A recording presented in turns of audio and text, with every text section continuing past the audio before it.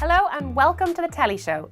In this week's episode, I'm going to be going through some TV picks for the week, while I'll also be talking to actor, comedian and all-out legend Pat Shortt. I know you're approaching 51, but you had the landmark birthday of 50. And I just wanted to know, I suppose, how did you find that and how do you find life at 50 now as opposed to maybe when you were starting off? It is a bit of a milestone, even though it passes you by without you thinking, you know what I mean? Yeah, but yeah. I suppose it's not just been 50, it's like the last couple of years you don't give a shite about anything really, you know what I mean? More from Pat later, but first up, here are my TV picks for the coming week. Now, given the time of year, it's Christmas special galores in the box, and while there's nothing wrong with that, there's not too many juicy new shows to sink your teeth into. However, there's still plenty to watch, including the Strictly Come Dancing finale, the Apprentice finale on Sunday, while there'll also be Christmas specials from Jamie Oliver, Mary Berry, The Undateables, and loads more. However, my TV picks for you this week are coming from Netflix, with the much anticipated Sabrina Christmas special arriving on the streaming service today. A Midwinter's Tale will see the residents of Greendale mark the festive season while the witches of the town mark the all-important winter solstice. However, they will also have to deal with some welcome and some not so welcome guests. Take a look. It's time to light the Yule log. Otherwise, who knows what might come down our chimney. My second pick for you this week is also on Netflix and it's a fantastic new true crime series that will have you gripped. The Innocent Man is a 6-part documentary series adapted from John Grisham's only non-fiction book. It investigates 2 murder cases in Oklahoma in the 1980s, and as we have come to expect with any true crime series, there are wrongful convictions to contend with, conflicting statements, and plenty more for you armchair detectives to sink your teeth into. Take a look. You're giving this statement of your own free will. Did she beg y'all not to hurt her? She was hollering for help and telling us to stop. I thought it was just a dream. Just a dream. If I wrote The Innocent Man as a novel, folks probably wouldn't believe it. The big interview on the Telly Show this week, I'm delighted to say, is a Pat Shortt, a man who first rose to fame as part of comedy double act Dumbelievables, but has since gone on to win praise for his incredible performances in the likes of Garage, Small Town, and most recently, The Belly of the Whale. Comedy and performing is still Pat's first love, however, and he'll be taking to the stage at the Olympia from January 10th to 12th for his new live show. I had a chat with Pat recently about everything from how he first got started to where he gets the inspiration for his comedy, as well as how emotional he found his recent stint on Who Do You Think You Are? Pat, it's absolutely lovely to have you here. Thanks, Fiona. Great to see you. Honoured to have you as a guest on the Telly Show. Great. Considering your own show is music from the Telly, isn't it? Yeah, and years ago with Unbelievers we had the Telly was one of our videos. Exactly, yeah. The apostrophe. So Yeah, it's so you're great. high up on my I'm well list used when I to thought on of the the name of telly. that show. But it's great to meet you, and I believe you have a new show on the way to the Olympia, and it's also your first time in the Olympia doing a solo show, I believe, is it? It is actually, Yeah, I was there last summer with the Skull and Connemara. You were, yeah, with Mark McDonagh's play. Yeah. With Deccan Theatre Company. It was great, and I'd forgotten how fantastic theatre it is. You know, It's gorgeous, isn't it? absolutely It's gorgeous. a real pride and joy. Yeah, and they've done it all up as well, and Yeah, everything. So it's really nice. I was there years ago with the Unbelievables.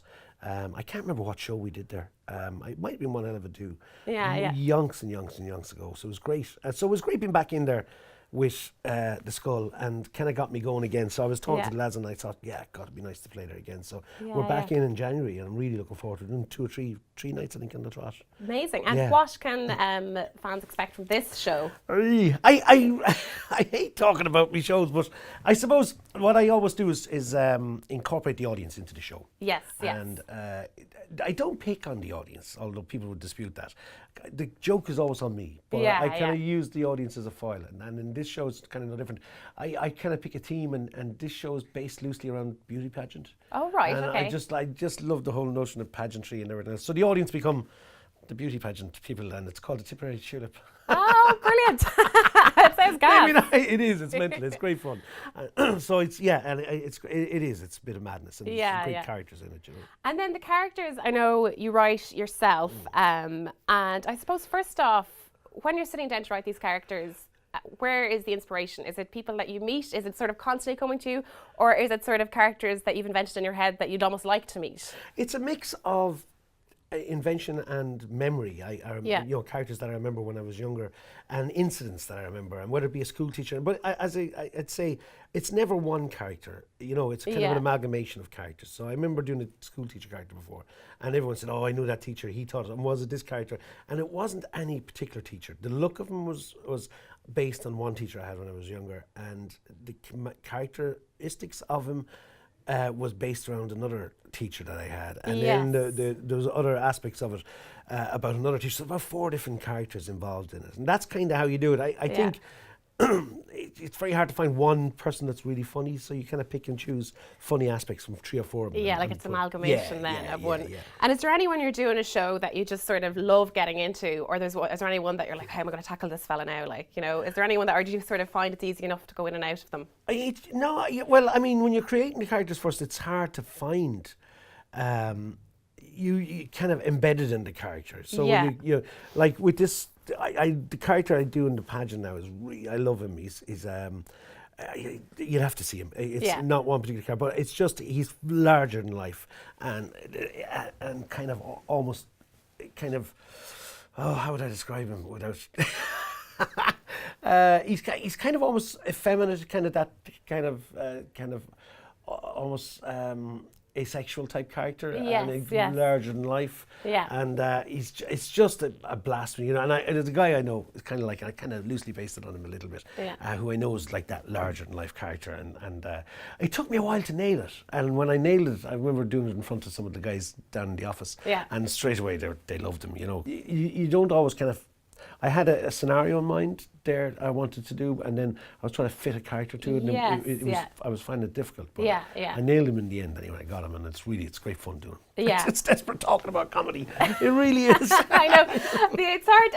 I think it's hilarious anyway. No, but that's what you want, you know, that's what you want. You can't laugh at it yourself then, you know. Exactly. But I just find the writing aspect of comedy, I'm always so fascinated in it, and especially not to get too serious on you, but I read before that you said that you sort of feel like you grew up in 2 Irelands and you much prefer this Ireland.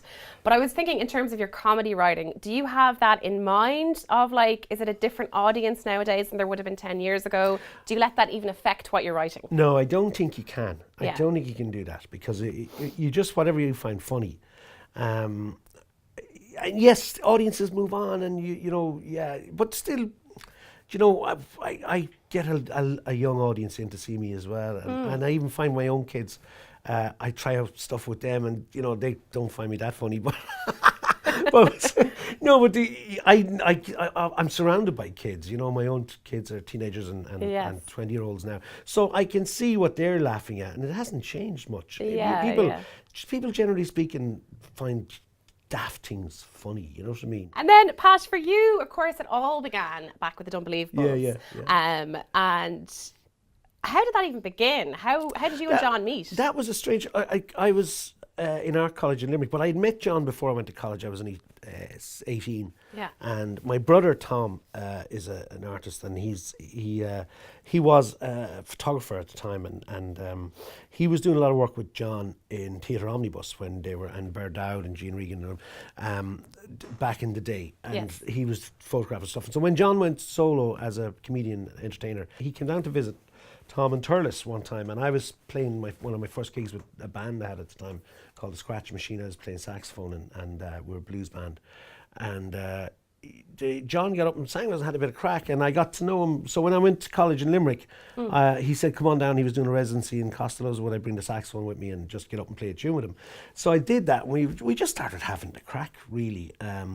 And then John was going on tour, and I went out on tour with him a little bit while I was in college. And then at the end of the year, the sound engineer with John had left, and he said, look, you know the show and you know what you're doing. Do you want to come out on the road with me, do sound and lights and stuff? And I left college and went out on the road doing that, and we were kind of starting to write sketches and have a bit of crack, and I used to play music with John.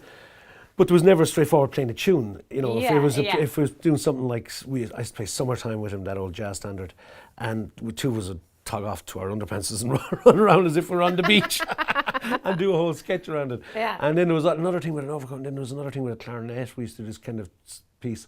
So it was all sketches and stuff, and it got to the stage where people were loving the two of us together, and we made this decision then that I would come out from behind this, after about 4 years of writing stuff, come out from behind the sound desk and actually form a show together. It was a great time to be doing comedy in Ireland because Father Ted was starting up. We were on that. You were, on that, and we were going before that, and we knew the guys Arthur and Graham had been to see us, and they were mad about us, and they wanted us to be part of that show as well. And I think every comedian was kind of involved in that show at one time. But it was what a show to be involved in. What was it like? Father Ted is so iconic now. What was it like to be a part of it at the time? It was strange because the iconic status of Father Ted came after it was made. Yes, Well, of course, I wasn't in the last series.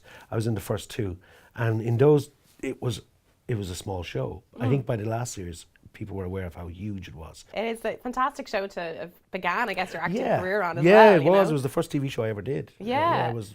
I remember my first scene, it was episode 1, I was sitting on the wall or whatever, but then I had to drop my trousers and say, look at me, look at that father, my own dog did that to me, doesn't it look like a face or something like that? I remember that scene, And it was the first TV thing I ever did, and my dad was watching it. And you know, he was that impressed. Yeah. There's Pat now. Yeah, taking his trousers down on television. And he was in Wales at the time, my dad. I didn't know what he was doing over there, and he was watching on Channel 4, and it was very exciting. His son is on Channel 4, and then I take my trousers down and ruin it all. Speaking of your dad, actually, I love watching the relationship between you two on Who Do You Think You Are? He became a TV sensation out of that. He did, but it was so funny because I was watching it and like going through all these lengths of like finding out all about your family, and then at the end, it's like, sure, I knew that. Like, that's such a typical dad thing to happen, isn't it? Oh, I could have told you that. I could have told you all that. And we were like, why didn't you tell us all that? He's hilarious. I mean, he's a gas man, Christy is. He really is. And he's 87, like, he's a fantastic character. Yeah. But he's a sharp as a button, like. Oh yeah, and a mindful of knowledge, you know. And he did know a lot of that stuff. He just forgot to tell us. Or he did tell us when we were kids, and sure, you know yourself when your alpha's telling you these stories are going over your head, and you're going, yeah. And then later on, when you become interested in all this stuff, sure, he could have told us all those kind of things. But it was a great program. I really loved doing it. Yeah, and I heard you saying even at the time, I think it was on the Late Late Show, that you found it a lot more emotional than you even thought. Yeah, you would at the beginning. Yeah, there was a story my dad had told me about his grandfather, would be my great grandfather, who all his siblings went to America, and he was the youngest. He was only a baby.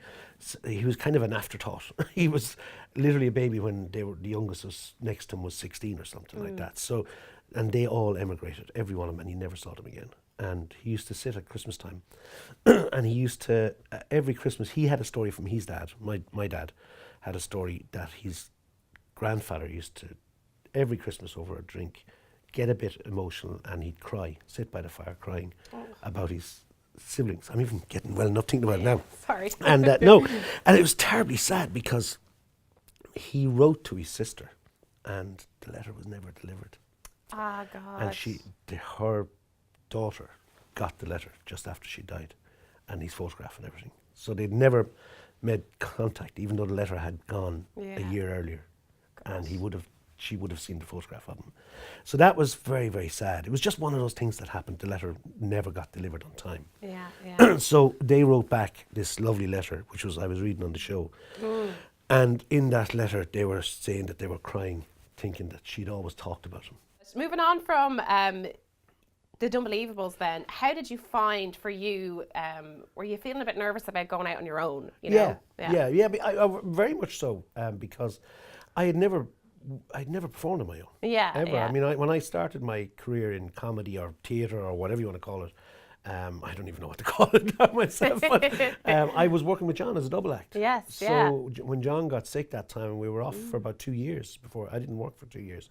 I think I did a movie or something in the middle of it, but we were going to go back out on the road together, and that didn't happen. Yeah. So I made the decision then, because I had to work and to go out and do a one-man show. Yeah. And I found it very, very nervous. Even though I'd performed a lot of solo pieces and monologues and all sorts of things like that, it's a whole different ballgame when you carry a show yourself. You have to, just the craft of stagecraft of bringing an audience along with you, peaks and troughs and all that kind of stuff, and how to play it. And I had to find my feet and do it. And I was dreadfully nervous, but pulled it off, and here we are today. Yeah, still going. But of course, at some point, the one-man shows and that led to your role in Garage, which I feel has to be for you a big marker in your career. That was a turning point in my career in relation to TV and film. Yeah. Definitely.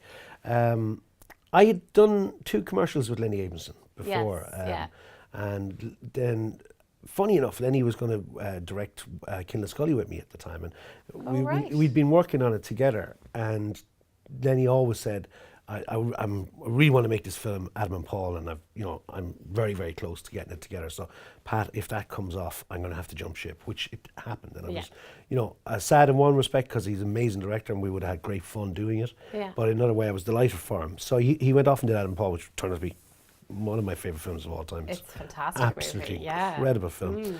So then a year or so later, himself and Ed Guiney approached me, Ed from Element and Mark O'Halloran, who wrote Garage. And they had the idea, the film wasn't written at that stage, they had the idea for Josie and the character and everything, and they really wanted me to play it. Yeah. And I suppose what I remember asking Lenny, why did you pick me for this role? And he said, well, we worked together on a commercial, which was a comedy piece, but he liked the physical comedy and the physical performances that I did with my own stage show and everything. So he really wanted a physical performance for Josie, and that's what he was looking at, really. Yeah, I suppose when I first watched it, I mean, it's a long time ago since I first watched it, but I think I did kind of think like, oh, Pat Shortt, like I put myself into it, and it stuck with me for days afterwards, you know, like it was a real heaviness I felt after watching it, and I suppose because the character of Josie was so familiar, you know, from, people that you might have seen in like Country Town, we all went to it school was that with sad somebody, character, that you rooted for, but at the same time it was, and I mean, I suppose ultimately the fact that he didn't get a happy ending, and often to movies like that, I mean, spoiler for the movie, that's I'm sure we can spoil it now. But I suppose my question for you, Pat, would be, when you were playing that and going really into the depths of Josie, was it hard at the time? Did you find yourself feeling immersed in the character? Could you leave him behind? From the minute you hit the set, I could leave him behind. I can do that with characters.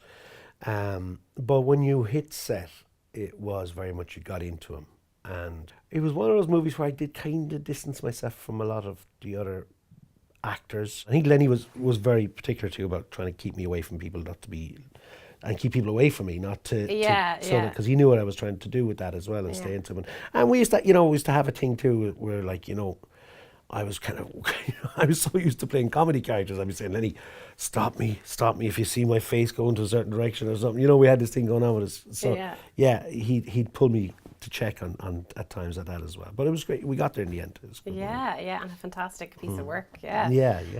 Another role I loved you in was Jared Barrett's Small Town. Oh yeah. Tom and that show again was another one that I think it's 2016 it came out.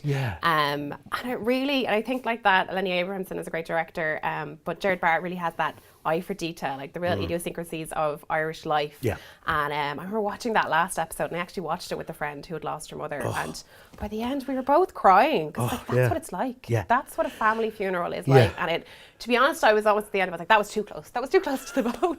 Jared is amazing like that. He really, really is with the detail of Irish life, and if and I think that's why he wanted me in that role as well, because he saw my performance, apart from Garage, but just in the comedy sense and the characters I do, how I kind of hit Irish life and Irish characters. So I think very much with the boys, he had a very good friend, a priest who's sadly passed away since from cancer, who was a really good mentor to Jared, and also Jared went to him for a lot of the detail of how priest handles and orchestrates a situation like that, which is very important. And I thought that scene with the priest in it was brilliant, because it did, like, we just sat there, and families are like that, and that's the really important role of a priest or someone like that in a situation like that, when the family are just trying to struggle with what's going on around them. And cancer it's savage in this country, and the statistics is 1 in 4,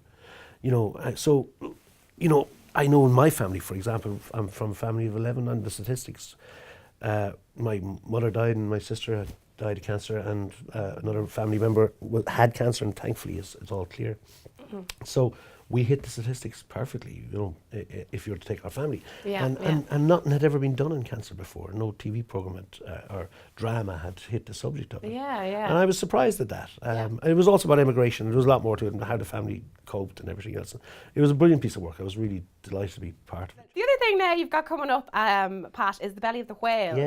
So tell us about that. Yeah, it's. Gosh, I'm trying to remember now everything about it. This is the problem with films. Yeah. You do shoot a film, and a year later, it comes out. Tell us all about it. This is 2 years later. Right. It's an interesting one. It's kind of like a bromance between this 60-year-old man, which I play, and this young fella. My character is down on his luck. His wife is dying, and he has a kind of a last ditch effort. He buys he's a recovering alcoholic, and at one of the AA meetings he meets a guy who tells him, if you buy all these toys, this amusement park will take them. And he goes out to me, of course it's a scam, he's been ripped off and his money's gone. He's trying to raise money to get drugs for his wife to save her life. So he's down on his luck, and he's in a camper van. He pulls into this caravan park, which is Moody's, which is this young fella's family come, and there's a kind of a dark backstory there with him and his dad dying. So he comes back after years and he settles in, and there's a party the night he comes back with some other teenagers, and they burn down the camper van by accident. So what ends up happening then is he feels he owes something to my character, and we get a robbery going together, the two of us, to rob this amusement park to get money back. And you got to see it after that. I think in Chicago, it was in the film festival there, and they kind of likened it to a Coen Brothers movie. So it's really dark and funny in spots, but it's really interesting movie. For you, and now that I suppose you've done so much in terms of acting, comedy, stage work, where do you feel most at home?